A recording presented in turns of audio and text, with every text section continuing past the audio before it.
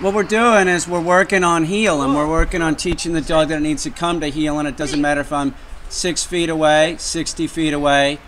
You know, it's just as difficult for the dog at a short distance as it is at a long distance, but the dog must learn that it has to come to heel. It's not just about walking at heel, and heel is on your left-hand side, and the dog should be even with your leg. Watch this dog. This is a dominant act by this dog. See him slam into my leg?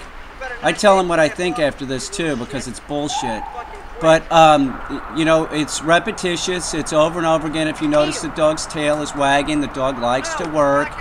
We're using positive reinforcement in the form of petting. We also use toys. We're working the dog around distractions. The train is about 50 feet from us.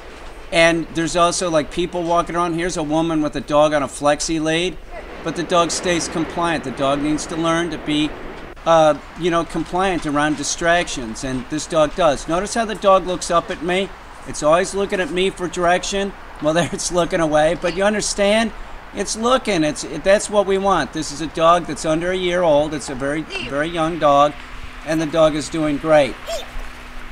Notice that when the dog sits its ass on the ground, that's always when I'm going to give the positive reinforcement. It's always when the dog is in the correct position. That's when I'm going to say good boy.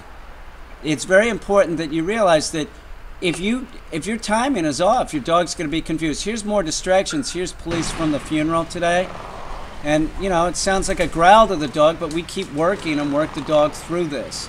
So, understand this. This is very important that this whole session probably took about 15, 20 minutes.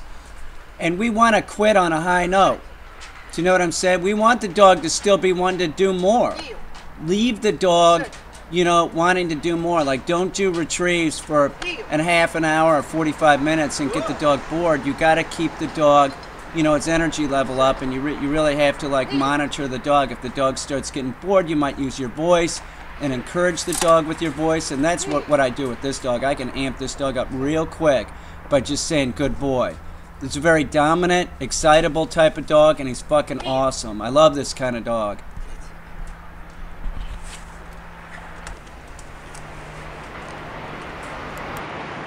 Heel.